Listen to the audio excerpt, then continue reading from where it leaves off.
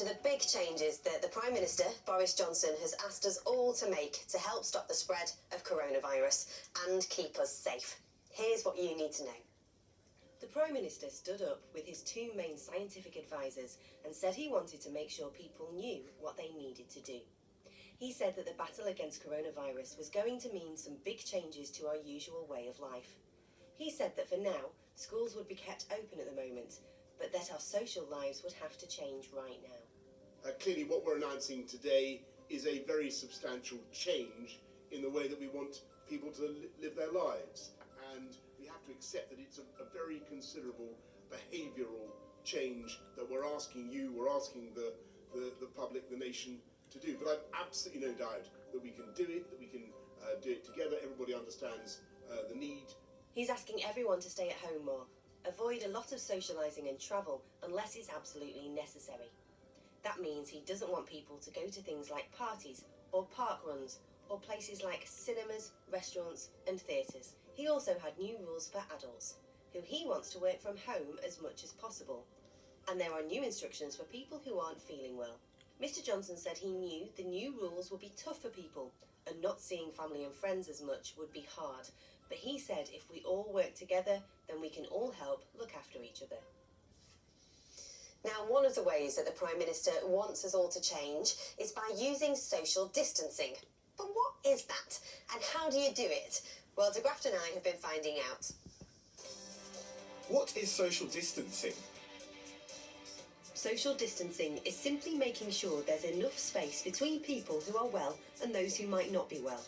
Schools, workplaces and public areas might be shut down for a while to help give people more space, and big gatherings are cancelled. Why do we do it? Social distancing isn't a new idea and is advice from experts and scientists.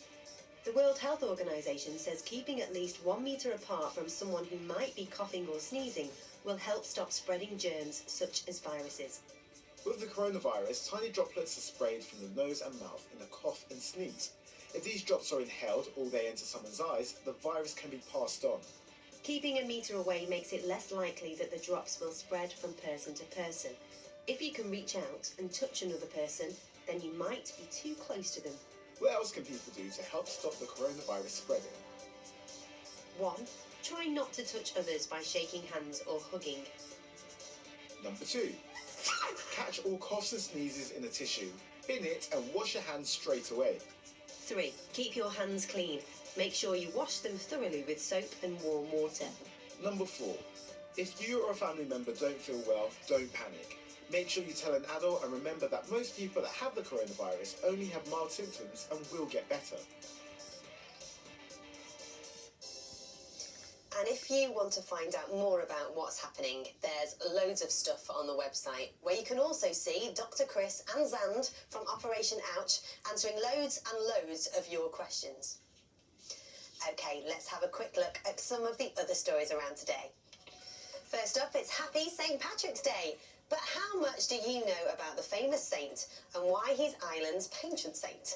Head online and find out. UEFA, the people who run European football, will meet later today to decide if this summer's European Championships will go ahead. They'll also work out what to do about this season's Champions League and Europa League. And check this out. In Czechoslovakia, kids who are at home because schools are closed will watch special teaching programmes on TV.